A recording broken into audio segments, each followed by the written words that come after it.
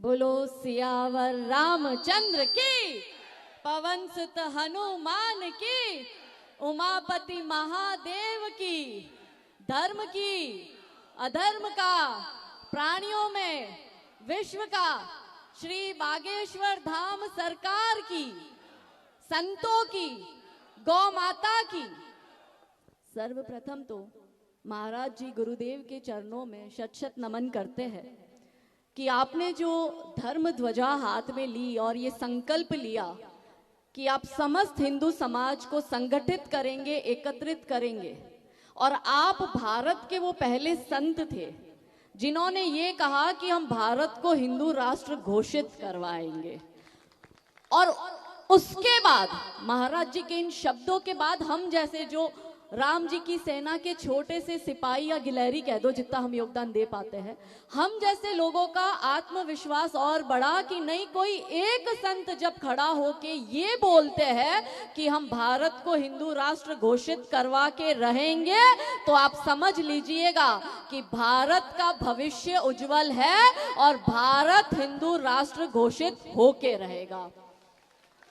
और जो लोग ये कहते हैं कि क्योंकि महाराज जी ने धर्म ध्वजा हाथ में ली और आज सब हम इस पंडाल में एकत्रित हैं, तो कुछ लोग महाराज जी पर कटाक्ष भी कर रहे हैं, कह रहे हैं बैन करो। कुछ हिंदू समाज के लोग संघर्ष कर रहे हैं और जो कुछ लोग हैं जो सिर्फ कटाक्ष करते हैं वो कहते हैं हिंदू अभी भी सोया हुआ है। मैं कहती हूँ महाराज जी की सभा में आके देखो, ये हिंदू जागा हुआ है। और जो निकल पड़ा इस नारों के साथ कि हम सब हिंदू भाई भाई, और हम भाई भाई हैं। वो समय चला गया कि जब ये कम्युनिस्ट लोग, लेफ्टिस्ट लोग, मिशनरी वाले और इस्लामिस्ट लॉबी ये कहती थी कि हिंदू मुस्लिम भाई भाई। हम कहते वो अपनी बहन का भाई नहीं हुआ, वो तुम्हारा क्या होगा। वो नारा बदलो, नारा बदलकर ये बोलो कि हिंदू हिंदू भाई भाई। कोई भेदभाव नहीं है हमारे बीच में, हम सब एक है। राम मंदिर, आज राम मंदिर बन चुका है, किसी एक व्यक्ति ने बनाया है क्या? 90 के दशक में सारे भेदभाव मिटाकर हर एक व्यक्ति जब अयोध्या की भूमि पर संघर्ष कर रहा था, जिन्होंने गोलियां खाई, रक्त रंजित हुई है संतों महंतों के लहू से अयोध्या की भूमि, तब तो ना जाके आज राम मंदिर बना है। मैं गुजरात से आती हूँ, 59 कार सेवकों को गोधरा में जिंदा जला दिया था इन दुष्टों ने। दोष क्या था? राम जी का गुणगान कर रहे थे, राम जी का भजन करते करते आ रहे थे। मांग क्या रहे थे? अपने देश में एक राम मंदिर जहां राम जी का जन्म हुआ था। तो कोई एक व्यक्ति ये कहता है कि उसकी वजह से राम मंदिर बना है। नहीं, सभी हिंदुओं ने मिलकर संघर्ष किया, एक हुए, भेदभाव मिटाया, तब आज जाके राम मंदिर बना है। कि राम नाम का गौरव जीता, राम नाम का गौरव जीता, सत्य सनातन सौरव जीता, अवधपुरी की माटी जीती, केसरिया परिपाटी जीती, जीता लाल लहू कोठारी, तपो साधना जीती सारी, जीती है हुंकार हमारी और हिंदुआ धार हमारी। भगवा ओढ़ अयोध्या जीता, काशी का गंगाजल जीता, चोटी जीती, वंदन जीता और भाल का चंदन जीता। जीत गई घनघोर तपस्या, जीत गई गीता की शिक्षा, जीत गए हनुमंत जानकी, जय जय हो करुणा निधान की। और क्या जीते अब की बारी? आए हैं तो काम दे के जाती हूँ। और क्या जीते अब की बारी? काशी मथुरा की तैयारी और आतंकी बाबर पर भारी, एक अकेला भगवा धारी। मिलकर करेंगे तो हर समस्या का समाधान होगा, बटेंगे तो कटेंगे। बटना नहीं है, हम सब एक है, हमारे बीच में कोई भेदभाव नहीं है। ये कृष्ण भगवान कह गए हैं, गीता जी के 4थे अध्याय का 13वां श्लोक क्या कहता है? चतुर्वर्ण्यम मया सृष्टम गुण कर्म विभागशा तस्य कर्ता रमपि माम विद्व्यम कर्ता रमवयम। कि कृष्ण भगवान क्या कह रहे हैं? चतुर्वर्ण्यम मया सृष्टम, चारों वर्ण मैंने बनाए, गुण कर्म विभागशा, गुण और कर्म के विभाग से। ये इस्लामिक आक्रमणकारी इस देश में आए, ईसाई आक्रमणकारी इस देश में आए, कम्युनिस्ट इस्लामिस्ट आए और ये नेहरू गांधी परिवार आया, जिन्होंने हमारी वर्ण व्यवस्था को जाति व्यवस्था में कन्वर्ट कर कर हमको आपस में बांटा, क्योंकि इनका नारा ही ये था, बांटो और मलाई खाओ, डिवाइड एंड रूल। और वो ये लोग करते आए, पर अब समय का पहिया पलट चुका है। अब युवा संत बाहर निकल रहे हैं हम सबको एकत्रित करने के लिए, जोड़ने के लिए। तो हम सबकी जिम्मेदारी है कि हम हमारे धन को बचाए रखें। ना बेटियां सुरक्षित, ना जमीनें सुरक्षित, ना गौ माता सुरक्षित, ना मंदिर सुरक्षित। अब देखो वहां संभल में, उत्तर प्रदेश में जामा मस्जिद का ASI सर्वे चलने का कोर्ट ने ऑर्डर दिया। वो हमारे विष्णु शंकर भगवान का मंदिर है, हरिहर मंदिर। ASI सर्वे होने देते थे, दिक्कत क्या थी? उन्होंने पत्थरबाजी की परसों, और पुलिस पर पत्थरबाजी की, सरकारी अधिकारियों पर करी। ये कोई कानून वानून नहीं मानते, ये बड़ी बड़ी बातें मंचों से करते हैं संविधान की, कोई संविधान नहीं मानते। जहां इनकी संख्या ज्यादा है वहां पे हिंदू मंदिर की घंटी नहीं बजा सकता। हम अफगानिस्तान से भागे, भारत आ गए, पाकिस्तान से भागे, भारत आ गए, बांग्लादेश से भागकर यहाँ आ रहे। कश्मीर का हिंदू अलग अलग जगह भारत में जाके बस गया, पर भारत के हिंदुओं ने सोचा है कि वो कहाँ जाएगा। ये मात्र एक देश हमारे पास है, हमारे पुरखों ने बलिदान दिए। अब हमारा हिंदू सेक्युलर बनना चाहता है। मुझे कुछ लोग कहते, मुफ्त की सलाह देने आते, कहते काजल दीदी बड़ा विवादित बोलती हो, बहुत कड़वा बोलती हो, थोड़ा बैलेंस करके बोलो। मैंने कहा 800 वर्षों तक मेरे पुरखों ने बलिदान इसलिए नहीं दिया कि मैं सेक्युलर बन जाऊं, उन्होंने इसलिए बलिदान दिया कि मैं हिंदू बनी रहूं। और अपने धर्म की रक्षा की खातिर, अपने देश की रक्षा की खातिर, अपनी मातृभूमि की रक्षा की खातिर मैं मरना स्वीकार करती हूं, मगर इन दुष्टों के आगे मुझे झुकना स्वीकार नहीं है। और यहाँ पर क्योंकि महिलाओं की संख्या ज्यादा है, तो सबसे ज्यादा घात महिला समाज पे हो रहा है।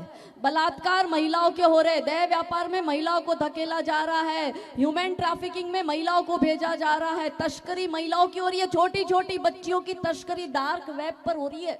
ये छोटे छोटे बच्चे जो मिसिंग हो रहे हैं ना मेरी माताओं बहनों, वो मिसिंग नहीं हो रहे हैं, उनको गैंग काम कर रही है, उठा के उनकी तस्करी हो रही है। और सबसे बड़ी बात, अब ऑर्गन की तस्करी होने लग गई है। छोटे छोटे बच्चों को आराम से चुरा सकते हैं, तो चुराकर उनके शरीर के अंगों की तस्करी हो रही है। और माताओं बहनों, समाज में ऐसा अधर्म इसलिए बढ़ता है क्योंकि समाज में जब महिला समाज कमजोर हो जाता है तब अधर्म बढ़ता है। और ध्यान रखें मेरी माताओं बहनों कि जब जब अधर्म बढ़ा है तो धर्म की स्थापना की निमित्त सदैव नारी शक्ति रही है। सतयुग हो, त्रेता युग हो या द्वापर युग हो, माता दुर्गा हो, माता सीता हो या माता द्रौपदी हो, हर एक काल खंड में धर्म की स्थापना की निमित्त सदैव नारी शक्ति रही है। और ये दुष्ट अब वापस सिर उठाने लग गए हैं। समय आ गया है इनके फन को कुचलने का। इसलिए माता जब जागरूक होगी, नारी शक्ति जब जागरूक होगी, तो भारत हिंदू राष्ट्र बन जाएगा। कहने को हम 100 करोड़ है, 50 करोड़ मान लो कि उसमें से माताएं बहनें हैं। 50 करोड़ में से मात्र 1 करोड़ ये 6-6 महीने शाहीन बाग में बैठती है। क्यों बैठती है बुर्खा पहन के? कि बांग्लादेशी और रोहिंग्या को भारत की नागरिकता मिले। मेरी माताओं बहनों, हमने संघर्ष नहीं किया, वो बाहर वालों के लिए यहाँ संघर्ष कर रही है। इस देश की अगर 1 करोड़ नारी शक्ति प्रण ले और एक ही दिन सड़कों पर उतरकर चक्का जाम करे, तो 24 घंटे में आपको अपना हिंदू राष्ट्र मिलेगा और 24 घंटे में आपको लव जिहाद मुक्त भारत मिलेगा। उसके लिए हमें संघर्ष करना पड़ेगा। और जब महिला समाज कमजोर होता है तो न्यायालय भी कमजोर होता है। तब तो ना न्यायालय में बलात्कारियों को छोड़ दिया जाता है, ये कह के कि हर कुकर्मी जो क्राइम करता है, हर कुकर्मी का भी भविष्य होता है। और ऐसे आपको 2 उदाहरण देती हूँ, शॉर्ट में बताती हूँ। पहला उदाहरण, क्योंकि हमारे मित्तल भाई साहब जी राजस्थान से है। राजस्थान में आपको पता है कि 90 के दशक में अजमेर शरीफ दरगाह के चिश्ती खादिमों ने 200-250 से अधिक लड़कियों का रेप किया था, वीडियो बनाई थी और वायरल की थी, और सारी हिंदू लड़कियां थी। 8 लड़कियों ने, 9 लड़कियों ने सुसाइड किया था, आत्महत्या। ये जब बाहर बात आई तो 32 वर्ष बाद कोर्ट ने अभी 3 महीने पहले क्या चुकादा दिया है? जिन बलात्कारियों ने बलात्कार किया था उनको आजीवन उम्र कैद। क्यों भाई? हिंदू की बहन बेटियों की इज्जत की कोई कीमत नहीं? ओपन शट केस था, बलात्कार इन लोगों ने किया था, 250 से अधिक लड़कियों का किया था, सारी हिंदू लड़कियां थी और 9 लड़कियों ने आत्महत्या करी और सिर्फ आजीवन उम्र कैद। और हिंदू समाज खुश हो रहा है। काहे भाई? फांसी के तख्ते पर क्यों नहीं लटकाया इनको? क्योंकि समाज से बहन बेटियां निकली नहीं अपनी इज्जत की रक्षा की खातिर। हम कह रहे हैं कि भगवान आके बचाएगा, सरकार आके बचाएगी, पुलिस आके बचाएगी। श्री कृष्ण भगवान खुद कह रहे हैं, चाहते थे तो चुटकी बजा के युद्ध खत्म कर सकते थे, पर द्रौपदी के मान सम्मान का युद्ध था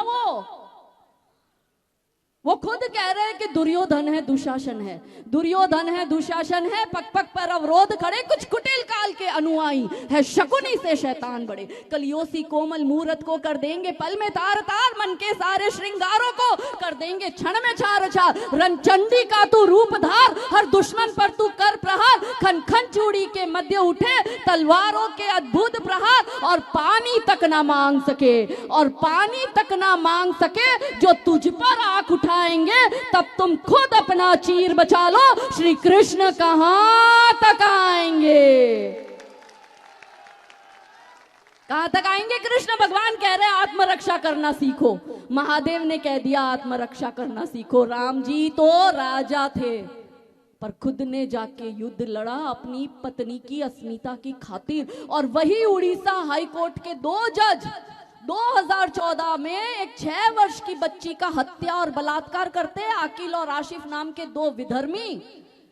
और उनको 2022 में पॉस्को कोर्ट जब फांसी की सजा देती है तो वो उड़ीसा हाई कोर्ट पहुंचते। और उड़ीसा हाई कोर्ट का दो जज थे, उन्होंने क्या बोला? उन्होंने अकील को मुक्त कर दिया सजा से, बलात्कारी और हत्यारे को मुक्त कर दिया। और दूसरा जो आरिफ नाम का था, उसके लिए क्या जज साहब ने बिल्कुल बायोडेटा बनाया। ये इसलिए क्योंकि महिला समाज जब अपनी इज्जत की चिंता खुद नहीं करते तो न्यायाधीश पे बैठे ऐसे जज भी ऐसे निर्णय देते हैं। क्या निर्णय दिया उसने? उसने कहा, बायोडेटा बनाया, हम शादी.com और मैरिज.com में वो बायोडेटा भेजते हैं ना, वैसे बायोडेटा बनाया कि अकील को तो फ्री कर दिया, दूसरा बचा आरिफ जिसको फांसी की सजा दी थी। क्या कहा जज ने? आरिफ पढ़ने में बहुत अच्छा था, ये उसके ऑर्डर में अपने मन से नहीं बोल रही हूँ, पढ़ लेना इंटरनेट पे। आरिफ बहुत अच्छा लड़का था। महाराज जी सुनिए, आरिफ 12वीं तक पढ़ा था। आरिफ के पिता का देहांत हो गया। आरिफ की 2 बहनें हैं और एक विधवा माता है। आरिफ को उनकी देखभाल करनी है। आरिफ जेल के अंदर 5 टाइम की नमाज पढ़ता है। आरिफ ने खुद को अल्लाह के सामने समर्पित कर दिया और आरिफ ने खुद के गुनाह को स्वीकार कर दिया। इसलिए मैं आरिफ को फांसी की सजा से मुक्त कर देता हूँ। और हाँ, आरिफ ने मेरा प्रपोजल भी स्वीकार कर दिया। मैंने आरिफ को पूछा कि फांसी की जगह तुझे उम्र कैद में बदल दूं, तेरी सजा तो चलेगा? और आरिफ भैया ने बोला हाँ चलेगा। तो जज साहब ने आरिफ की सजा को फांसी में से उम्र कैद में परिवर्तित कर दी। और जज साहब ने कहा every sinner has a future, हर पापी का भी फ्यूचर है। तो मेरी वो 6 साल की बच्ची का फ्यूचर नहीं था? वो 6 साल की बच्ची भी तो डॉक्टर, कलेक्टर, इंजीनियर बनती थी, बूढ़े माँ बाप का सहारा बनती थी। जब न्यायपालिका ऐसे निर्णय देता है तब छोटी छोटी बच्चियों के बलात्कार होते हैं। भगवान नहीं है वो जज। अपनी अस्मिता के लिए लड़ो, अपनी बहन बेटियों की इज्जत के लिए लड़ो। एक के लिए सब और सब के लिए एक बनकर जब हिंदू समाज खड़ा होगा, लड़ेगा, तो ये जो छोटी छोटी बच्चियों के बलात्कार हो रहे हैं ना, वो बंद होगा। हमारी बेटियों को 35 टुकड़ों में काट के भेज रहा है अब्दुल और आफ्ताब। 40 टुकड़ों में आ रही है, 52 टुकड़ों में आ रही है। सुरक्षित नहीं है बेटियां हमारी। कौन सी महिला सशक्तिकरण की हम बात कर रहे हैं? कौन सी नारी सशक्तिकरण की हम बात कर रहे हैं? मैं काम करती हूँ ना, मेरे पर कितने सारे केस लगा दिए, जेल में भेज दिया मेरे को। हिंदू देश में एक हिंदू महिला को एक हिंदू राज्य के अंदर, मैं गुजरात से आती हूँ, एक हिंदू राज्य के अंदर उसको इसलिए जेल में भेजा क्योंकि मैं बेटियों को 35 टुकड़ों में कटते हुए नहीं देख सकती थी। मैं नहीं चाहती थी कि कोई अब्दुल और आफ्ताब मेरी बेटियों को उठा के ले जाए और 35 टुकड़े कर दे। इसलिए इन्होंने मुझे जेल में डाला, क्योंकि ये भारत को इस्लामिक देश बनाना चाहते हैं। तो यहाँ उपस्थित मेरी समस्त माताओं बहनों को और मेरे भाइयों को अंत में कविता की ये पंक्ति समर्पित कर कर अपनी वाणी को विराम दूंगी कि हे भारत के हिंदू जागो, मैं तुम्हें जगाने आई हूँ। हे भारत की नारी जागो, मैं तुम्हें जगाने आई हूँ। और 100 धर्मों का धर्म एक बलिदान बताने आई हूँ। खप्पर वाली काली जागे, जागे दुर्गा बरबड़ा, रक्त बीज का रक्त चाटने वाली जागे चामुंडा, नरमुंडों की माला वाला जागे कपाली कैलाशी, और रन की चंडी घर घर नाचे, मौत कहे प्यासी प्यासी, अरे झोली लेकर मांग रही हूँ, झोली लेकर मांग रही हूँ। कोई शीश का दान दे दो, भारत का भैरव भूखा है, कोई प्राण का दान दे दो, और मैं घर घर इनकलाब की आग जलाने आई हूँ। हे भारत की बेटी जागो, मैं तुम्हें जगाने आई हूँ। हे भारत के हिंदू जागो, मैं तुम्हें जगाने आई हूँ। अब जो हमारा नारा है, हम बोलेंगे दुर्गा बन तू काली बन, आप बोलोगे कभी ना बुरखे वाली बन, हाथ ऊंचे कर कर ऐसे करके, ठीक है? और जोर से बोलना, अब्दुल आफ्ताब के कान के अंदर घुस जानी चाहिए ये बात। दुर्गा बन तू काली बन, दुर्गा बन तू काली बन। मैं कहूंगी धर्म की रक्षा कौन करेगा? आपको कहना है हम करेंगे, हम करेंगे।